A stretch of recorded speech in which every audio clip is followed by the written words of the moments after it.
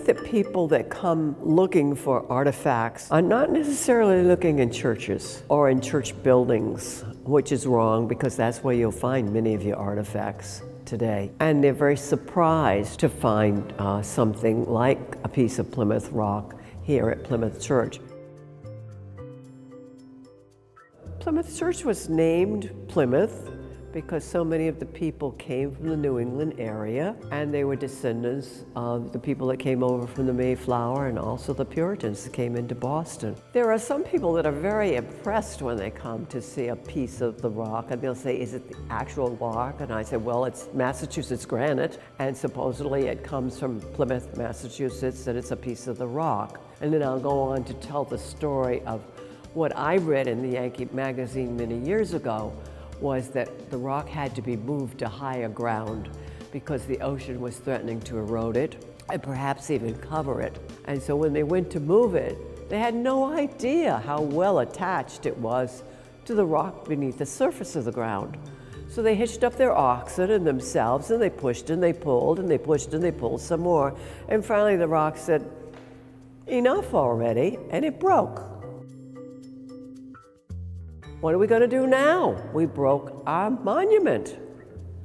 Some man said, move the biggest piece to higher ground and sell the smaller pieces as souvenirs. So we assume that this piece is one of the souvenirs that belonged to a family that eventually joined Church of the Pilgrims. Church of the Pilgrims was the first congregational church here in Brooklyn Heights. It was at the corner of Rimpson and Henry Street, and today is Our Lady of Lebanon Church. In 1934, Church of the Pilgrims joined Plymouth Church, but the agreement was that all of the artifacts that Church of the Pilgrims had, they would eventually move to Plymouth Church.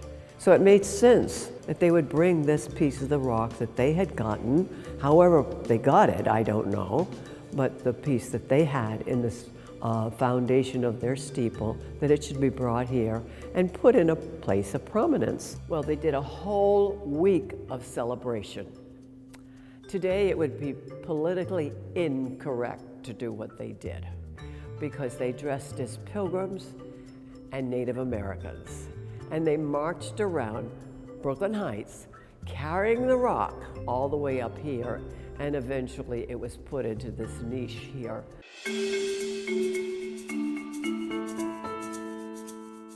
Some people will come in, oh, they want to see the rock. Oh, all right, yeah, it's a piece of a rock, come on. Coming from Massachusetts, I know a lot of rocks like this. Other people are, oh, so what?